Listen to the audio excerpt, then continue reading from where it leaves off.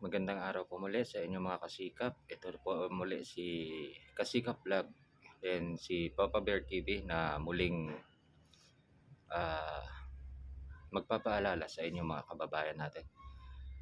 Topic po natin ngayon mga Kasikap Vlog, ah, siguro po dapat po tayo maging aware, no, sa panahon ngayon. Lalo na po magpapasko, ang mga masasamang loob po ay kumakalat na naman po sa ating iba't ibang parte ng ating bansa, no.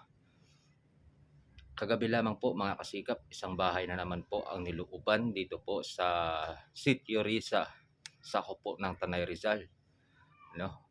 Nakuhanan po sila ng mga gadgets like iPhone, then Android phone. Yun po mga kasikap. Kaya po mga kasikap, dapat po natin pag-ingatan, lalo na po bago po tayo matulog. Kailangan po natin i-check ang ating mga pintuan kung ito po ba'y mga nakalock na po.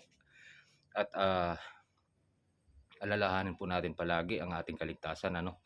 Maging aware po tayo mga kasikap na sobrang hirap po sa panahon ngayon.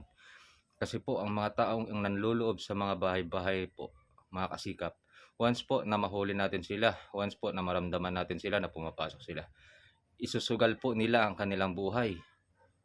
Maaari po na mapatay nila tayo, maaari din po na mabugbog natin sila. Pero mag-ingat po tayo, doble ingat po tayo dahil may ginagamit po sila ngayon na ini-spray para po makatulog tayo. Ingatan po natin ang ating kaligtasan mga kasikap, ano. Sobrang hirap po ang buhay natin ngayon pero yun na nga po, may mga taong naghahanap buhay ka at ikaw ay paghahanap buhayan din. Hindi sila po yung mga tipo ng tao na hindi lumalaban po ng patas mga kasikap.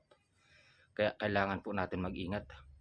Panawagan ko lamang po sa TikTok, sa Shopee, sa Lazada, lahat po ng online selling, ano, siguro po sana iban po natin ang mga sealer na nagbibenta po ng liquid spray na pampatulog po.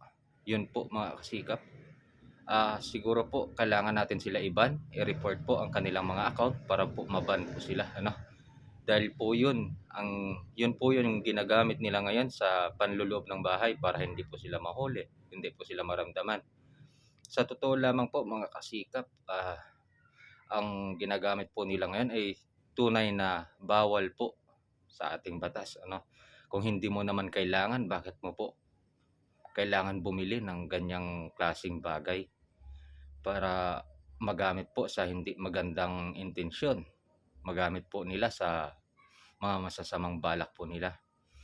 Then sa mga commuters po natin, panawagan ko lang din po, ano, dubling ingat din po tayo dahil maaari po nila gamitin ito sa pag-i-spray, lalo na po kapag tayo po ay sumasakay sa mga private car or sa mga like taxi, grab. Hindi ko naman po nila lahat pero marami pong masasamang loob na gumagamit po nito. Pag-ingatan lamang po natin ang ating seguridad, ano mga kasikap. Siguro po magiging alerto po tayo. Karamihan po ginagamit ito kapag nasa loob ka ng sasakyan, i-sprayhan ka lamang po at yan lamang po ay makakatulog ka na. Hindi mo na po alam ang mangyayari, ang mga susunod na mga pangyayari. Maaari mo po ikapahamak kapag ikaw po ay nakatulog na. Kaya po sa mga commuters natin dyan, lalo na po sa gabi, dubling ingat po tayo. Si Kasikap Vlog po, nagpapaalala po sa inyong lahat mga kababayan. Maigi na po tayong nag-iingat, maging alerto, then siguro kailangan na talaga tayo magdubling ingat mga kasikap. Ang mga masasamang loob po, lagi po sila nandyan, nagmamatyag sa kanilang mabibiktima. Hindi ko po nila lahat ang lahat ng mga drivers. Hindi ko rin po minamasama na sana mahuli po ang mga gumagamit nito, ang mga bawal na gumagamit ng pampatulog na spray na ito mga kasikap. Hindi po makatao ang kanilang ginagawa.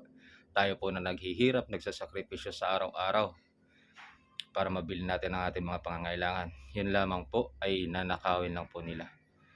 Paalala ko lang po mga kasikap, ano, sana po makabigay po tayo ng impormasyon, mai-share po ang video na ito para yan din po babala ang ating mga kababayan, ang ating mga kasikap, lalong-lalo na po sa mga commuters natin dahil po maaari po nagagamitin po ito sa kanila.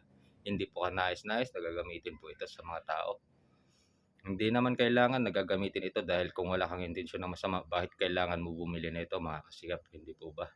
Ito po si kasikap na nagpapaalala sa ating mga kasikap, sa ating mga mahal na kababayan na magdobling ingat po. Ang Kasikap Vlog po ay patuloy na magsasaliksik po, maghahanap ng mga impormasyon para magiging bigay babala sa ating mga kababayan. Hindi po masama na mag-ingat, hindi rin po masama na maging alerto tayo mga kababayan. Kaya si Kasikap Vlog po, andito lang po palagi na magbibigay sa inyo ng impormasyon sa mga nakakalap natin sa ating kapaligiran. Sana po susuportahan po ninyo ang bawat video natin. Huwag niyo po kalimutan i-share sa ating mga kaibigan. Then huwag niyo rin kalimutan i-like. Then paki-follow po ang ating Facebook page, Kasikap Vlog. Then sa ating YouTube channel na Papa Bear TV. Suportahan po natin ang ating Kasikap Vlog.